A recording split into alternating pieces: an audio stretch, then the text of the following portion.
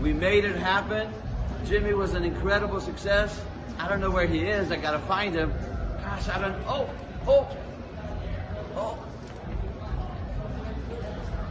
Oh, yeah, George. Oh, George. Right George. here. Yeah. We did it, brother. Yes, we hey, did. Thanks to Dan. You know what? And in the ring with Dan and Benny. Hey, brother, man, hey, he's about the most cat. I just love him to death. I love you. Thanks for having me. Hey, you're the best. I'm telling you, brother. In the ring with Dan and Benny. Yeah. We love you. Thank you so much. Dan. Mwah. Oh, yeah.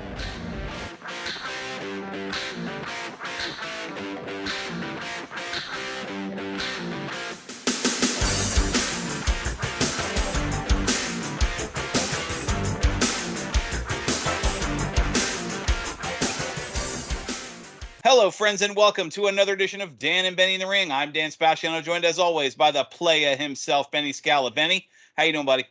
Yeah, Dan, I'm coming to you from Players Arc. It was nasty outside today, man. I thought the house was going to blow down. Yeah, you know, we're hitting a big storm up here, too. I mean, I could literally feel the house shaking. It's crazy. We ain't had wind like this in a long time. I know. Oh, yeah. Come morning, not every tree in the neighborhood is still going to be standing. I'll tell you that much. Same here. Yeah, you know, Benny, it's funny. We yesterday, when we're recording this on a Tuesday, yesterday was the national championship. Obviously, I know our guest is very excited about the outcome, but we'll get to introducing him in a second. But, you know, you always say the men of many hats, and I couldn't help but laugh watching the game last night. One of the commentators made a comment. He said he's called something a hat on a hat, which is I've heard many times in wrestling. And it got me thinking about not just the guests, but you know, your comments on how people wear many hats. So, man of many hats, Benny, why don't you tell everybody who we got on the line with us tonight? Yeah, so, you know, as much as we love having legendary wrestlers on the show, we equally enjoy chatting with the talented writers who preserve and wonderfully present their memories. And no, I'm not Mr. Wonderful or Lawrence Welk with the Wonderful. You'd have to be able to get that reference. But so our guest has written several really, really good, excellent wrestling books, including ones on our former guests, Steve Kern and Bugsy McGraw. And I'm absolutely delighted to introduce Ian Douglas. Ian, welcome to Dan and Benny in the Ring.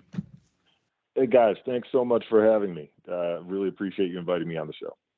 Well, we appreciate having you. I know we got to talking before the show, and I couldn't help, like I said, hearing about the hats last night. I know you're a Michigan boy. I know you were excited with the outcome of the game, so good on you for that one. Yeah, I'm born and raised in Michigan, went to the University of Michigan. It's always great to be a Michigan Wolverine, but that sentiment rings tenfold today in the aftermath of last night's game. Oh, yeah. Yeah, like I said, I wasn't the biggest fan of Alabama getting in over FSU, but there's no doubt of the four that made it, the best team is the national champions this week. So, good. Yeah, well, as good as I'm feeling, Michigan, they could go winless for the next 5 years. I will bask in the glow of this. And nice. It will keep me warm on cold winter nights. That actually does work because I'm a Jets fan and I'm still basking in their 1969 Super Bowl victory. So you get some mileage out of that. Yeah, Joe Namath, that was a big one. Broadway Joe, guaranteed victory. Yeah. Mm-hmm. Well, I mean, you can see for those watching us online, you can see the my Redskins memorabilia in the background, and so I trust me, I'm not too many years behind you, Benny, for how it feels to bask in the memories of what used to be. Right. But then mentioning the Redskins, then I mean they inflicted some trauma on me during my childhood because I'm also a Detroit Lions fan. Oh no! And we had our victory over the Dallas Cowboys. We were feeling pretty good about ourselves, and the Redskins rose up and snuffed that out immediately.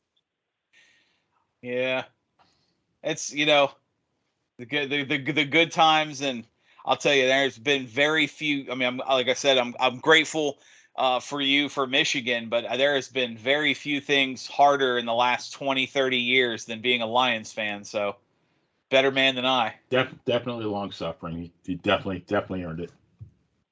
Well, one of these days, you just got to assume that one of these days the chips are going to fall in the Lions' favor, and you don't want to be the fair weather fan who supported 4 or 5 or 6 other teams during the interim, and then all of a sudden you claim to have been a true fan. So Right.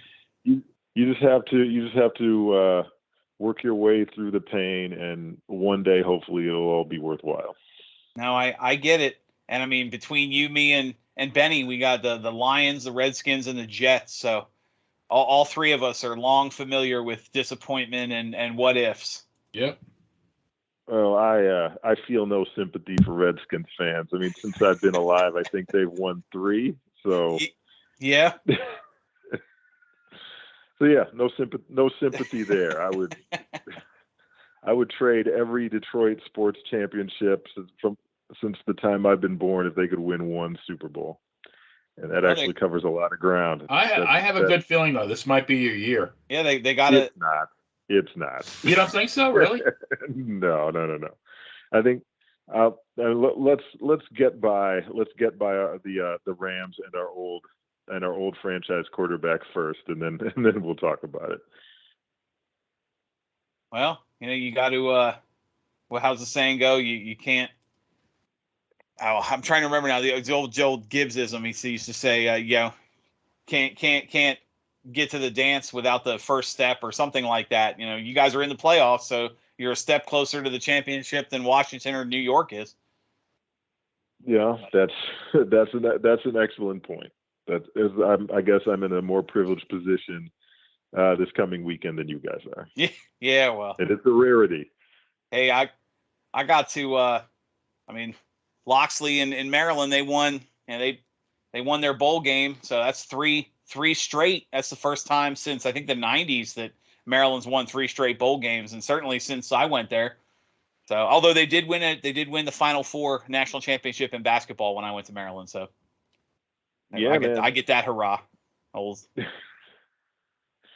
Yeah, I'm still basking in the Wolverines NCAA title of '89 in basketball. Oh yeah, you've got plenty of good memories ahead. But we want to get started. We asked everybody the same first question because, as Benny says, the answers are like snowflakes. Everyone's different. We get some of the crazy, fun stories from people. So I'm going to start with that. When did the wrestling bug bite you as a fan? Like, do you remember the moment you saw it and said, I'm a fan of this. I love this stuff. I remember being intrigued by it right away. I mean, we're talking when I was probably 5 or 6 years old, and there were rumblings following the first WrestleMania, and people around me were talking about it, and I was seeing the action figures. But even then, I wasn't following it. I wasn't catching it on television. And then suddenly I turned on the TV one day. I saw Macho Man Randy Savage, who was the Intercontinental Champion and still a heel at the time. And I thought he was the coolest, most interesting thing I'd ever seen in my entire life. Mm-hmm. And I became a diehard Macho Man Randy Savage fan and pro wrestling fan on the spot. Nice. Yeah, that's awesome. A quick follow-up. You remember the around that time, I guess, do you remember like when you did your first event you went to? Oh man, my parents were absolutely against me watching pro wrestling. I think they thought, okay, he's going to absorb this content and he's going to become insanely violent. I don't know.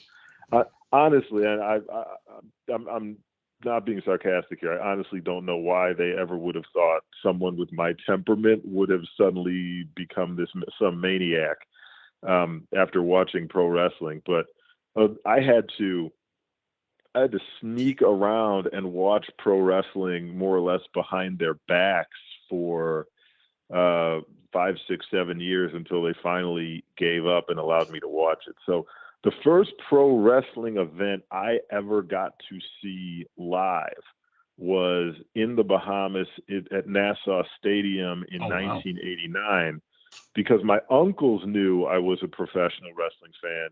And so I showed up. We got off the plane. We went to my uncle George and my uncle David shared the same house on Soldier Road at the time.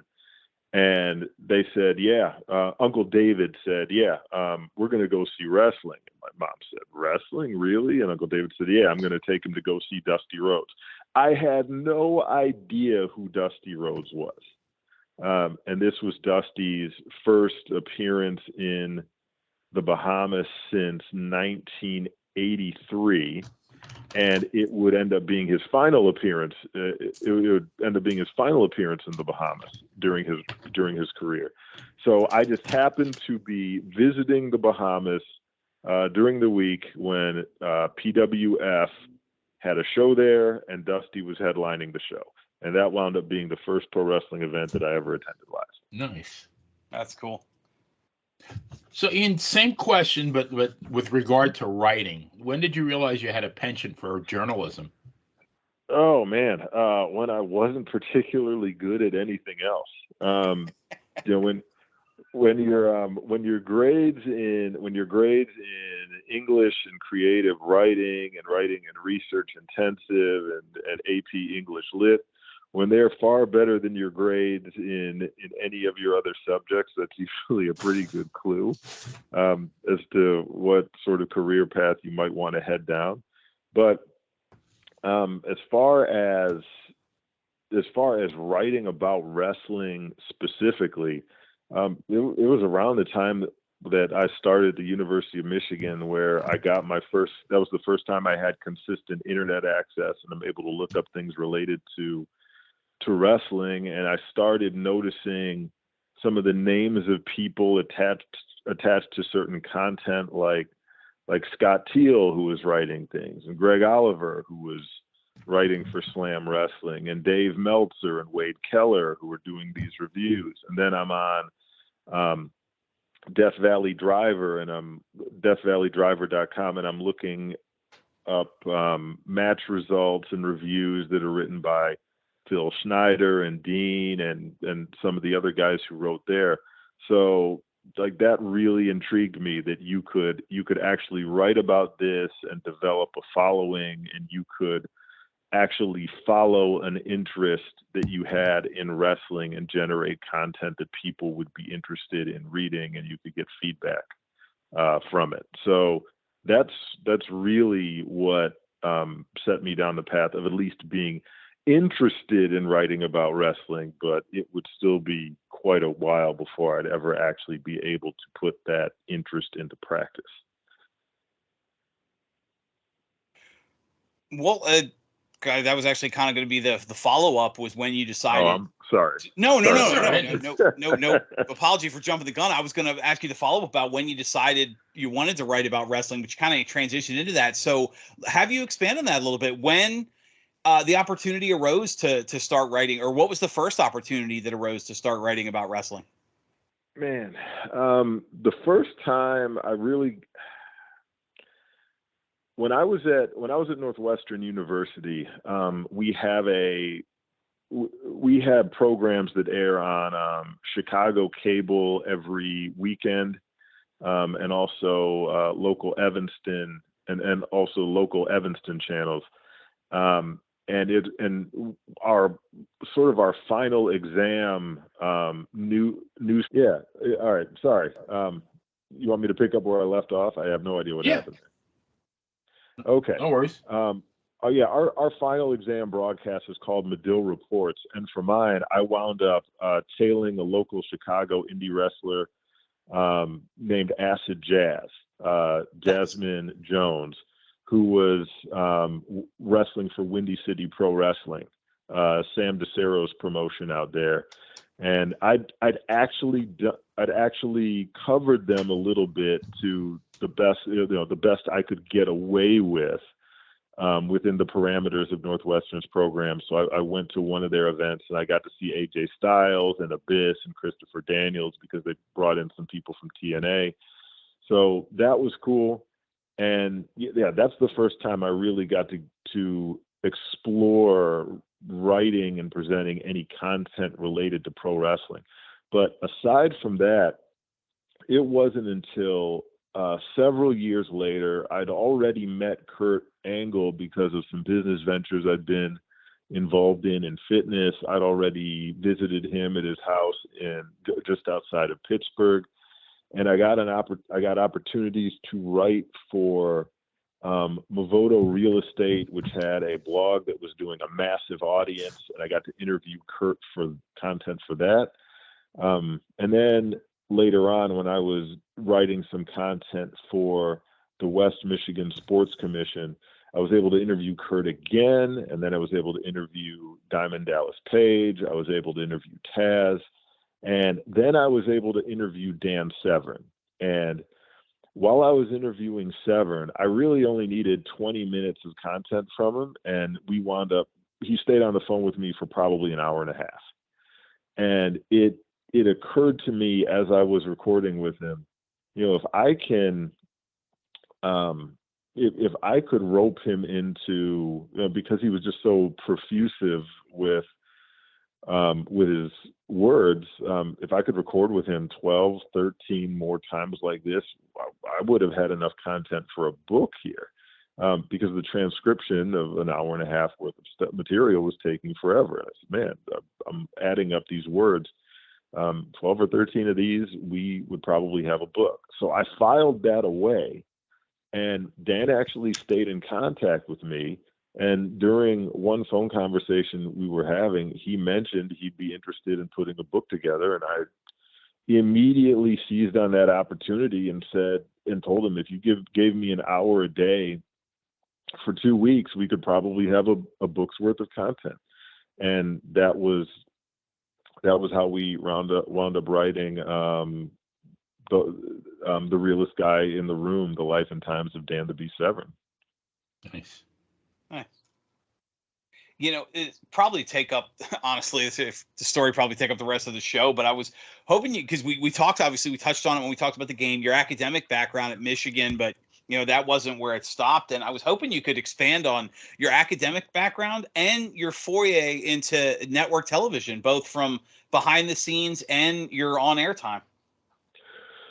Oh man, this will by no means take up the time of the rest of the show. It's actually a very brief story. Once I got into Northwestern's Masters in Journalism program, they put us on the air. They figured the best way to teach you is by having you actually do everything and learn all of the practical elements of television. So during third quarter, we spent the week putting materials together for a weekly news broadcast, and we were out there conducting interviews, shooting video, editing stories, working out of Medill's downtown newsroom, which is in downtown Chicago inside of the Loop, just like real reporters, because Medill, at least at the time, ran a real news service. And then during the final quarter, they send us out to D.C., where we're acting as Capitol Hill correspondents for actual television stations, NBC, ABC, Fox affiliates throughout the country. So by the time you're done with that program, you've been generating a solid 6 months worth of material. And when your audition tapes have the Chicago skyline in the background, or you're inside of the Capitol Rotunda, or you have the Capitol building and the White House in the background, you stand out. And even before I was finished with the program, I had job offers from 3 different stations. Wound up working for NBC News in Flint as an on-air reporter and video editor. And honestly, I wasn't there for very long. It was 5 or 6 months before I had a job offer that was going to pay me significantly more. And it's not like I was suddenly a baller, because I was not getting paid very much to be a reporter. But I received a job offer making significantly more working for the Michigan state government, and wound up taking that job. So I had a very, very, very brief stint in broadcast news. Is the long and short of it. All righty. It really wasn't that long of a story. So, Ian, I read Brute Power. I love that book. And, Mike Davis, who we all know, well, the wrestling world knows as Bugsy McGraw, has appeared on our show a couple of times. And when he was wrestling, it was so much different than in the heyday of the territory days. And both Dan and I have written for Pro Wrestling Stories, and we both think it's really important to, and like we said earlier, present and preserve the memories and stories of these legends as far as how they traveled, how they made their living. And obviously something that will never happen again. And you did such a great job presenting these memories. What went through your mind when you were working with Bugsy on the book, and like when he was telling you about all this? Well, how did you feel? Honestly, what was going through my mind then, and what goes through my mind in a lot of these cases, is honestly just how privileged I am to be the first one to hear the majority of these stories. When Bugsy or Steve or Brian Blair or Dan Severn or any of the guys that I've worked on books with, when they appear on, when they do podcasts or they appear on different shows, whether they're on for half an hour, hour and a half, whatever the case may be, they're usually running down almost like a greatest hits of their career, and they're responding to the questions, which is fine. I mean, formats like this are great, but when you're able to extend it and say, like, we're going to take our time, we're going to have 20-hour-long conversations, we're going to have 31-hour conversations, then you hear so many stories and so many anecdotes that, frankly, 30-40% of them may not even end up in the book, but you really get a three-dimensional portrait of what this person's life was like and what makes them tick. And honestly, by the time it's over with, you end up feeling like, by the time the writing process is over with, you end up feeling like they're one of your best friends. And in a lot of cases, they end up feeling like you're one of their best friends. I'm not going to name names, but I've had more than one wrestler remark to me during the process or after the process, like, you know more about me and my background at this point than even my wife does, and I've been married to her for decades. And that's because they'll divulge things as they're rehashing their life story, that things that, quite frankly, don't get brought up during dating conversations or after marriage is over and you shift your focus to having and rearing children, these things that don't get brought up during everyday life. And I mean, it's great that they feel that way, but the point of them telling the story is so that it can get into the book, and so then soon everyone will have access to it. So to answer your question in a nutshell, I feel privileged to receive the information first, but my responsibility is to be a conduit through which everybody who's interested in it ultimately gets to be the recipient of the information as well. Did you kind of feel like you were, like, when he was telling the road stories, did you kind of find yourself maybe like in the car with him on these road trips? Oh yeah, absolutely. I mean, you feel like you're transported back to, right. You feel like you're transported back to Portland in the 1970s, or you feel like you're transported to Australia, and he's talking about King Curtis, Iakea, and Mark Lewin and what it was like sitting under the learning tree with them. You feel like you're with him in the car in Hawaii when he's pulling his rib on superstar Billy Graham. Yeah, absolutely. You feel like you're transported into a regional wrestling world that, frankly, no longer exists anymore. And so it's definitely very immersive to be on the receiving end of these tales. And in my case, I just hope that I'm formatting it and relaying the story properly so that everyone else can get the same sort of feeling from reading it that I received when I first heard it. Well, I can tell you as somebody who read the book that, like, when you talked about, when you guys talked about the riots, I absolutely felt like I was behind that door with Bugsy trying to keep everybody out. If that answers your question. No, that's fantastic. It means that doesn't mean I did the job to the best of my ability, but that means I didn't completely ruin the story. So that's good. No, it was great. I really felt like I was there at that moment. And then Bugsy told the stories on the show as well. And he just kind of reiterated. Oh, fantastic. I'm glad you bought it, and I'm glad you enjoyed it. And very much. You talk about somebody that can tell a captivating story. Bugsy's got that sit on the floor listening to grandpa tell war stories kind of tone where you just hang on every word, whether he wants you to or not. Oh, absolutely. And a lot of these guys do. And first of all, there's the fact that they were there and it's what they experienced firsthand. But a lot of these guys, you can hear their if you're watching them, you can see their eyes light up. If you're listening to them, you can feel the emotion and the fondness in their voices for those memories. And yeah, obviously they can't recall every experience from their wrestling careers because some of these guys have been in thousands and thousands of matches and you can't remember everything. But right, when they have those experiences that stick out in their mind, they remember it to like the microscopic detail.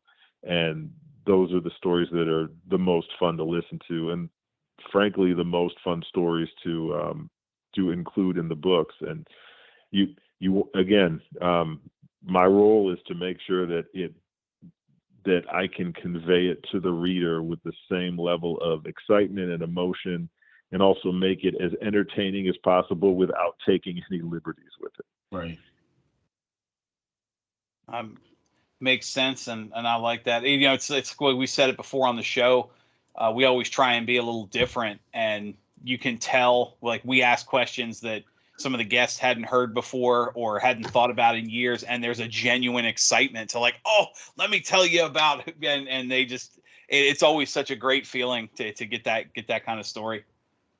Oh yeah, you asked Bugsy about his match with Bruno Sammartino at Madison Square Garden, and he lights right up. There's no story he enjoys telling more than that one. We actually had Davey O'Hannon on the show, and he actually told us that same story. So I mean, it's a great story. Yeah. So, if you want to read it, unfortunately, at the moment, Brute Power is out of print, so most people will have to track down a copy secondhand. I'll lend them my copy. They got to give it back to me, though. You're a good friend. Funny. Benny, when he was asking the question, he said obviously wrestling was a lot different back then. On the flip side, what about the current product? Do you follow the current product at all? And if so, what's your opinion of it? I have tried, and it is difficult. And like, frankly, now that I'm a father, my spare time is limited, and it's also one of those things where I have to be very efficient with my spare time. And in my case, that means if I have 30 minutes to spare, I'm usually working out, or if I've set aside 3 hours to watch Michigan play Ohio State, the entire time I'm watching the game, I'm usually trying to knock out an article for one of the publications that I'm writing for, because I just have to be efficient with my time. And unfortunately, that means that most modern pro wrestling content falls by the wayside. Gotcha. Now, and by the way, as far as fandom of the modern product, man, I hate to sound like an old man, but it isn't the same. I don't know if that's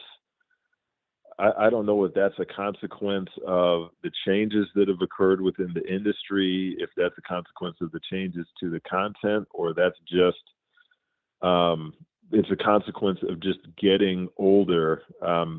I was convinced when I was 7 years old that everything about pro wrestling was real. And even when people told me, no, this is clearly fake, I was like, no, it's real. And if it isn't real, I don't want to know that it isn't real. But once once you've been beaten over the head with the fakeness of it, and they go out of their way to present it as fake, it just becomes harder to enjoy in the same way if they take you out of the realism. And unfortunately, I think a lot of modern pro wrestling has shied away from a realistic presentation, and my enjoyment of it has suffered as a result of that. Makes sense. So, Ian, one of your great books is about another recent guest, Steve Keirn, and that's entitled Keirn Chronicles Volume 1, The Fabulous Wrestling Life of Steve Keirn. So I'm currently reading a book about Whitey Bulger for which is a great book, for a true crime podcast that I'm going to be doing. But yours is going to be next after that. And about 3 or 4 months ago, we had another great writer, Keith Elliott Greenberg, as our guest, and he got into the discipline of writing a book. Now, I've been blessed enough to have 34 of my stories on the published on the Pro Wrestling Stories website, but I was curious. You have done stories to many different websites and magazines, and I wanted to get your perspective as far as the discipline of writing a story versus writing a book. Oh man, it's pretty simple actually. When you're writing a story, you usually go in with a very tight, very buttoned up idea of the message that you want to present, the story that you want to tell, and you're usually doing it over the span of 1,000 to 3,000 words. Right. So it's usually just in my view, that's a much simpler process than writing a book. And this is my opinion. So I don't want people to read too much into this, because I'm not criticizing any other writers or any other wrestling co-authors. This is just my opinion that you have to work pretty hard to not make the book, to not have a wrestler's book come across as just a collection of stories that are just thrown out there without context or without anything that's tying them together with any sort of cohesion. Like it's very easy to just say, I went here and here's what happened. I went here and here's what happened. And now my wrestling career's over, and now I live here, and that's it. And I'll just give you some examples. With Brian Blair's book, as I'm, the process of writing that book, we were speaking every Tuesday and Thursday for several months, and just with no pressure. We didn't have a release date in mind. We weren't shooting for any specific end date. We just decided we're going to keep talking, and when we have the right amount of content for the book and to tell the story we want to tell, that's when we'll be done, and that's when we'll start working toward getting something published. So we took our time, and over the course of working on the book and recording content, I started to get a sense of what Brian's life was all about, and I could sort of encapsulate it and recite it back to him. That here was a guy who was he moved from Gary, Indiana, down to Tampa, Florida. He grew up in poverty. He was the product of a broken home, and his entire life direction was really about making sure that he made enough money and making sure that he put his children in a position where they wouldn't be the product of a broken home, and also that they would never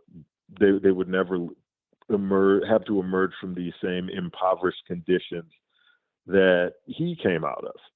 So once you understand that and you get that theme, then you can better incorporate those themes into the various chapters of the book, and also ask him, like, hey, this is what I'm picking up on, so can you give me some more information about what you were thinking about when you married Mike McGurk back in 1980? Like, were you looking, was that you looking to settle down and like have some family stability of your own right then and there, even though you were still very young?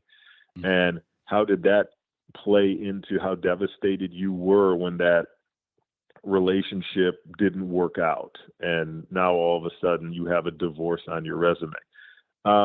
So yes, that's the Brian Blair book, and that was the sort of theme I picked up on there. And then in Steve Kern's case, obviously you had him on, and if you read the book, you're aware of the fact that his father was a prisoner of war, a high-profile prisoner of war, who was shot down in both World War II and at the very beginning of the Vietnam War. That's amazing. And and Steve had to deal with issues pertaining to losing his father during his formative years, knowing that he was still alive as a POW, but not having access to him. And then Eddie Graham sort of took over that father figure role, because Steve was best friends with Mike Graham very early in high school. And Eddie took Steve under his wing and helped to direct him into pro wrestling. And then he had a major falling out with both Eddie and Mike Graham, and it forced him to rethink his perception of a guy who he'd elevated above his own father, and reframe his own father in the proper focus and give him the plaudits that he deserved. So in Steve Kern's book, we have sort of a theme of fatherhood, losing a father figure, and then reclaiming a rightful father figure later on, and also what the trauma of losing that sort of father figure, both the real father and the false father, what sort of effect that can have on your life.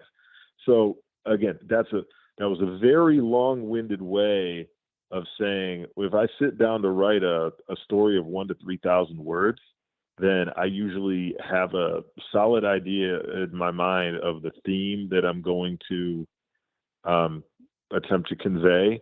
But when you're writing a book that's going to be 300, 400, 500 pages long, you have to pull a little more deeply, and you really have to be paying attention in order to tie the entire arc of the story together in a way that makes sense to the reader, and hopefully add some real cohesion to it. Nice. So another book that you wrote, Ian, is called Bohemian Rhapsody: The Unofficial History of Pro Wrestling's Unofficial Territory, 1960 to 2020. So I'm curious as to why you wrote about this, but I'm really glad you did. And I hope I got the guy's name right. I remember watching Championship Wrestling from Florida, and a gentleman named Tyree Pride.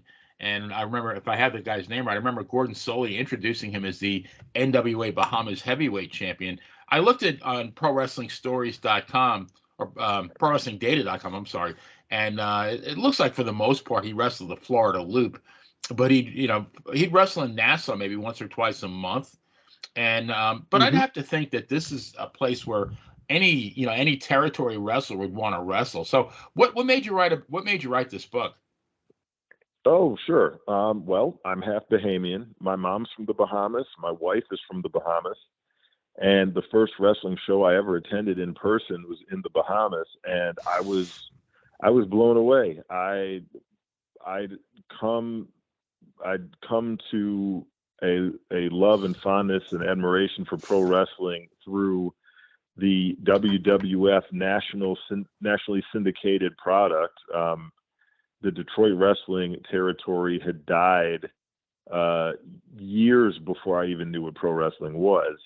And so to really discover territorial wrestling through that visit to the Bahamas, I wanted to know everything there was to know about it. And there was really limited information about the Bahamas. And of course, at that time, 1989, there's no internet. So in conversations with my uncles, one of whom was a longtime sports reporter for the Nassau Guardian newspaper, then later wound up being the editor-in-chief of the Nassau Guardian newspaper, I would hear like little anecdotes about wrestling in the Bahamas and how long wrestling had been presented there. But again, it wasn't until I got to college and got a working, consistent internet signal that I started learning more and more and developing this interest and desire to know more about the wrestling that took place in my mother's homeland. And then finally, and again, I'd already written Dan Severn's book, and I'd already made my contribution to Hornswoggle's book. Hornswoggle's book on my end was done even before I started working on Bugsy McGraw's book, and Bugsy's book was released almost a year earlier than Hornswoggle's, which gives you an idea of the timetable for getting something published, sometimes through one of the major or semi-major publishers, as opposed to doing it yourself. But anyway, I was sitting down to work on a Bahamas pro wrestling book at the same time that I was sitting down to start on Bugsy McGraw's book, which is in, I think, February of 2018 is when I got started on both. And I was thinking, okay, and I'm sorry, this answer is going to take a while, guys, so please forgive me. No, go for it. Yeah, when I started thinking, okay, what does this book absolutely need to have? I need to somehow get access to all of the archives of the Nassau Guardian and or the Nassau Tribune, because they had a lot of content that was published in those two local Bahamian newspapers. And then I need to get access to the wrestlers who were there and see if any of them will grant me interviews. And so I knew that I was already working on Bugsy's book, and Bugsy wrestled in the Bahamas over the course of several different decades. So that was a huge get. And then really it was just Bugsy passing me over to Steve Kern, who would pass me over to Brian Blair, who would pass me over to Rocky Johnson, who would pass me over to several different wrestlers, and also doing plenty of outreach on my own.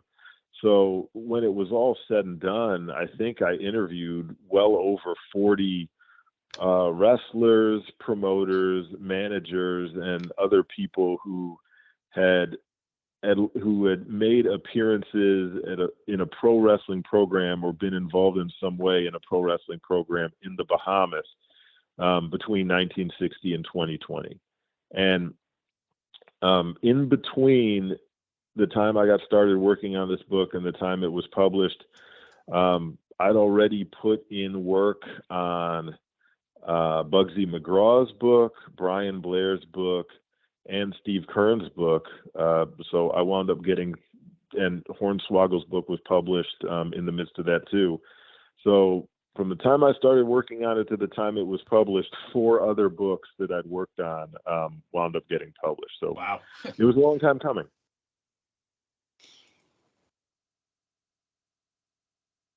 Excuse me. We were talking about it before, and so when we kind of asked this question before, but it's worth asking again. With the current, what's the way to word it, the WWE machine, the lifestyle of professional wrestler is very different than many of the wrestlers you've written about and many of the guests we've had on the show. I mean, the territory travel days are gone. You know, you don't hear any more stories about 4 guys piled in a car driving a few hundred miles a day, you know, living off gas station food. And what was it, Benny? You call them baloney blowouts, and you know, now you hear about backstage catering and plane flights and tour buses and guys working. You know, Roman Reigns is the champion, and he wrestled 11 matches last year. We've interviewed guys that had wrestled 11 matches before Thursday, Right. and so many stories we've heard dealt with the camaraderie that was developed from those road trips and from the territory system and the bonds and coming up and you spending literally hundreds of hours a month. I mean, most of your time, especially if you travel the road with the same people, you're with them 20 hours a day sometimes. I mean, what would someone like you have to write about 20 years from now? What kind of stories do you think from the current system would be ones people would want to hear? I can't imagine. I can't imagine that they'll be half as interesting as the stuff that emerged from the territorial era, in part because a lot of what, if I'm working on a book with Steve Kern, he has tons of stories that no one has ever heard before. He is able to, I mean, there have been stories told about him, and they may have been released on shoot videos or different shoot interviews that were released. And it's an opportunity for him to set the record straight on some issues, but most of it is content that people haven't heard before, and so they're getting it for the first time, and they can be genuinely entertained by it because for the most part nothing is being rehashed. As opposed to, I mean, 20 years from now, you have wrestlers who are encouraged to tweet daily and put their content out on Instagram, and you know, every thought they have or every drive-through that they visit, they're posting photos of it. And so there's no mystery about what their lives are like. And we also don't get stories about them jumping from territory to territory to indie and what those different experiences were like in each place. You know, we're not going to get a Bugsy McGraw story about what it was like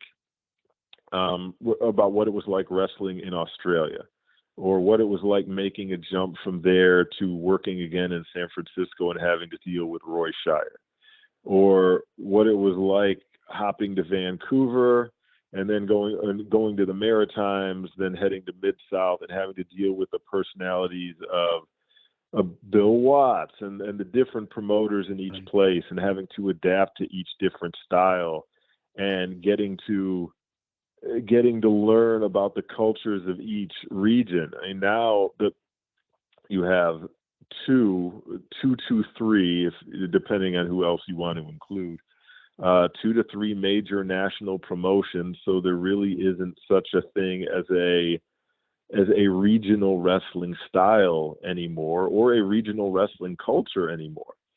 And as I said, most of the mainstream wrestlers are posting their every thought to social media these days. So if a wrestler wants to suddenly write and release a 250 to 300 page autobiography in 20 years, I feel like I could get a better sense of who they are and what they did just by scrolling through their Twitter timeline. So yeah, I don't see the content 20 years from now being nearly as interesting or enticing as the stories that we get from wrestlers who emerged from wrestling's regional era. Yeah, you don't think 20 years from now people are going to want to read up on something? I mean, just this Christmas, the Twitter spat between Chris Jericho and Stephen P. New, or or the how many stories have had to be rewritten because someone broke kayfabe and posted pictures of, hey, look, we're at Disney World. It's like, wait, you guys are wrestling at the pay-per-view next week. Why are you on vacation together? You don't think that carries the same oomph as writing about like Sheik and Sheik and Duggan getting caught together? I mean, let's just say it might have carried a little more oomph if they didn't each post 10 tweets about it. And I wasn't following it live as it happened.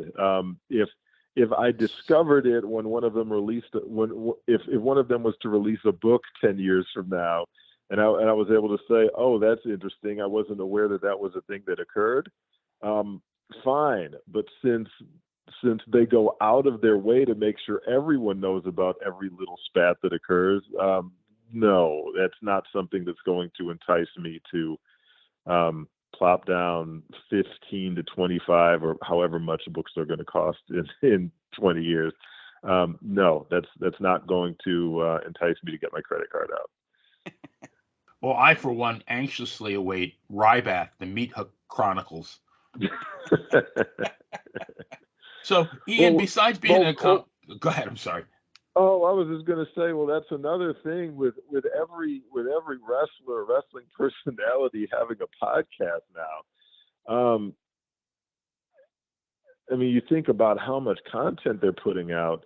A Steve Kern book is the result of about 30 hours worth of interviews, and then however long the transcription, formatting, writing, and re-edits take.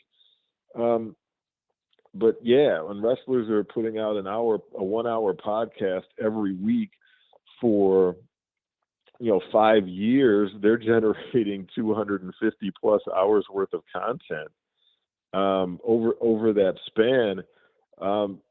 So yeah, they're producing way more information on their own than you could ever squeeze into a book. I'm saying the modern wrestlers are putting out way more information on their own. Right.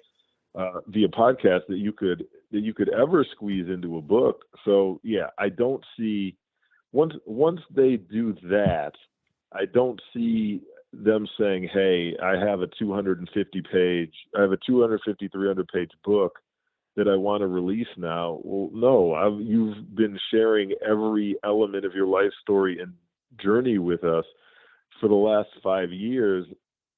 I don't feel the need to now pay money to get a brief summary of your life at this point. Yeah, makes sense.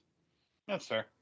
So, Ian, I'm really interested in your athletic endeavors. You're besides being a great writer, you're also an accomplished swimmer and an indoor rower. And I got a kick out of your Amazon bio. It noted that you rode the equivalent of a marathon, and then you celebrated by spending the next 6 hours on the floor whining about it. That can't be true.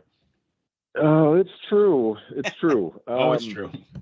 It's damn true. So the swimming thing, when you say athletic endeavors or accomplishments, you have to put several asterisks and quotation marks around those words. I was an okay swimmer in high school. Some might say above average. If I tried to swim in college, I probably would have been an average to slightly above average D3 swimmer. I stayed in very good shape, and I got married in my late 30s. So I preserved myself well enough that when I reemerged as a master swimmer in my early 30s, my times held up very well compared to what they were in high school, and I was able to beat a lot of former swimmers, including several D3 swimmers who'd been sitting on the couch between the ages of 20 and 30. But no, you could get there are levels to this. My wife is a former D1 swimmer. She's a multi-time All-American at Northwestern. Wow. She swam for the Bahamas national team. She swam at World Championships in 2009. She missed the Olympics by a couple hundredths of a second in 2008.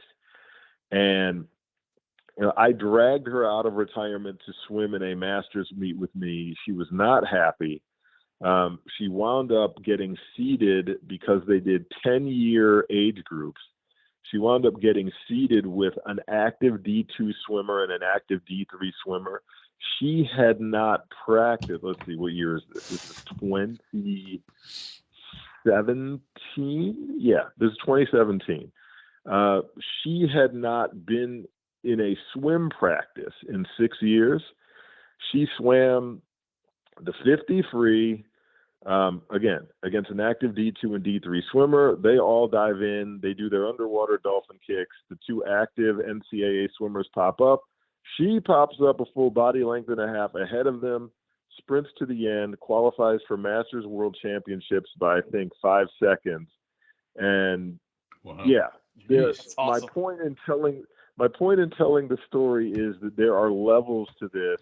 And when you get someone who's a really good D1 athlete, they're just on a different talent level than I could ever hope to be. She was out of swimming for 6 years. She qualified for Masters Worlds by several seconds.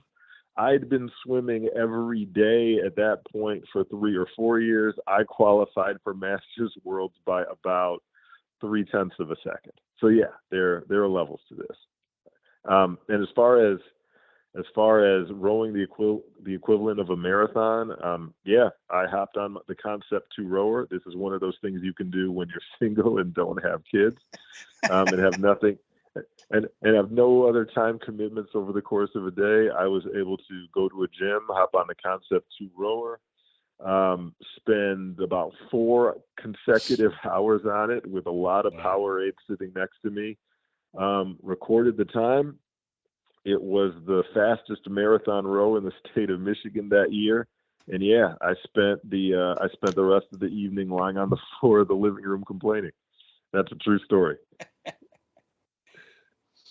Well, Ian, as we get ready to wrap up, we talked a lot about career, and Benny, brought up the athletic endeavors. I kind of want to end on a personal note. Your social media is just filled with pictures of a pretty good-looking young kid. Tell the you tell the listeners a bit about your son.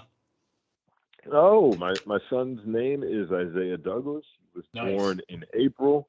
I think he is objectively cute. I mean, I know I'm his dad, and I'm going to be as biased about his appearance as anyone would be, but I think I have an objectively cute boy on my hands. He's a good-looking kid. Yeah, he's a cutie. Oh, thank you. You were going to say that to me no matter what, to be polite, but I appreciate it. No, he really is. He's a good-looking kid. He's a lot of fun, and I mean, it's cool that I've been in a position where I've been able to make friends with so many prominent current pro wrestlers and former pro wrestlers that I'm able to send photos of my son doing wrestling moves on his stuffed animals. I'm able to send those to Steve Kern and Mike Rotunda and CM Punk, and they'll not only, much like you did, they'll not only tell me that my son is cute, but they'll give me feedback on how he should be hooking the leg or gouging the eye or cinch up on an anaconda vice. He's already working on it. So I guess we got to ask you, it's 2020. We're recording this January 9th, 2024. So about how many years before your son wins his first championship? I mean, clearly he's destined for the business already. Man, the only championships I want him winning are in lacrosse. I've already earmarked him for being a lacrosse player. University of Maryland, in fact. I think it'd be a great school for him. Best lacrosse program in the country. There you go. Yeah, I think if he's I'm 6'1". His mom is 5'10", and a former world-class athlete. So hopefully, if he gets to be 6'2", 6'3", and I get him learning lacrosse early enough, that should be a nice, easy scholarship, and should make some of these tuition payments a little easier. There you go. Well, anything that involves complimenting Maryland, the University of Maryland, is good by me. So, Benny, as we wrap up, go ahead. Well, hold on. I would say Northwestern because again, that's where I went to grad school. That's where my wife went to school. What was that, Ian? I think we're losing you. What'd you just say? You're breaking up there. Well, I was just no. This is no threat to Maryland. I would say Northwestern, but Northwestern's lacrosse program is elite. Unfortunately, it's the women only. They don't have a men's program, so I think he's going to be stuck going to Maryland. That's fair. Well, ain't nobody stuck going to Maryland. Just ask just ask Jim Henson and Boomer Esiason. So we there you go. But as we wrap up, Ian, thank you. This has been awesome. Like, I love the in-depth story. Writers can tell such a unique perspective. Benny, as we wrap up, final thoughts to you. Yeah, I wanted to quote the one and only Dave Meltzer, who said, "Any Ian Douglas book is a good book." That's high praise from somebody that everybody in the wrestling world knows. How does that make you feel? That made me feel phenomenal because when I was, that's frankly, I'm going to get heat for this, but I don't care.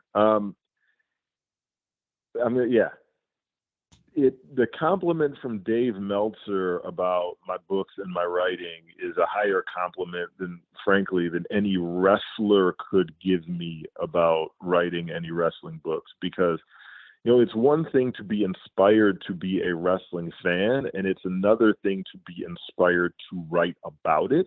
And Dave is one of the people who directly inspired me to write about it. There are other people. I mean, I mentioned Scott Teal.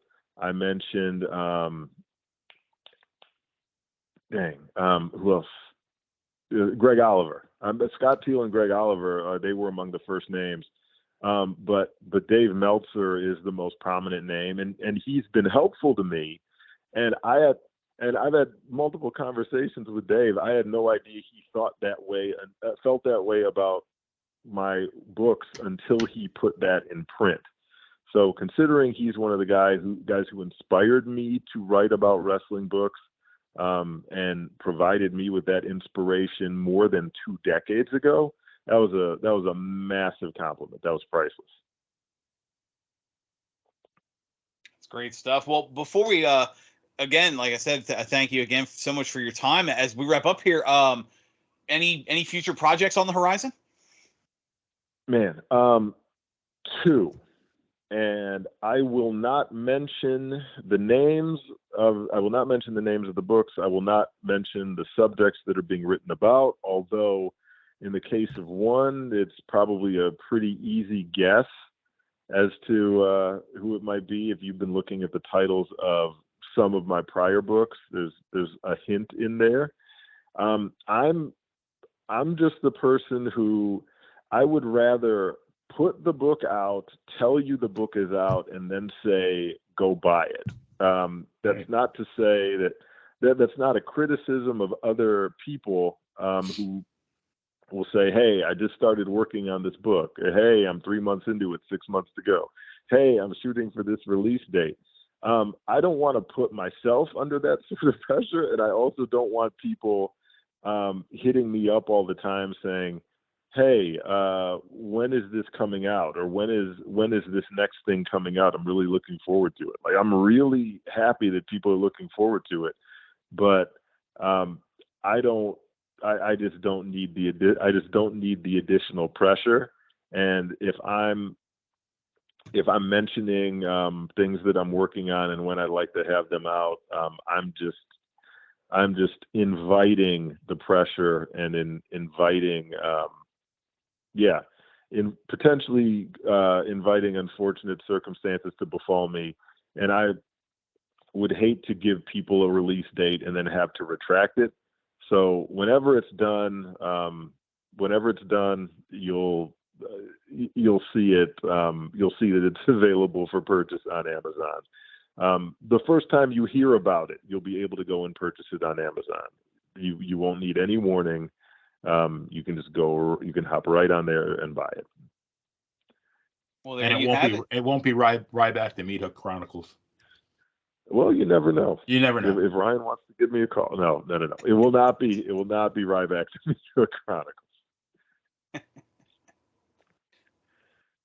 We look forward to it, and like you said, Amazon. Truth Be Told, B. Brian Blair, the Current Chronicles, Bahamian Rhapsody, Life is Short and So Am I, the book you coordinate with Hornswoggle over, and of course The Realest Guy in the Room, The Life and Times of Dan the Beast Severn, who has always been one of my favorites since the early days of UFC and wrestling. So again, I can't thank you enough. This has been awesome. We love these kind of interviews. Ian Douglas, anywhere books can be found. Dan and Benny in the Ring, of course, we can be heard anywhere podcasts can be listened to, and we'll be on YouTube, our friends at Monty and the Pharaoh. So for Ian Douglas, the prolific writer, for the playa himself, Benny Scala, I'm Dan Sebastiano. Have a good night, everyone, and we will see you next time we're in the ring.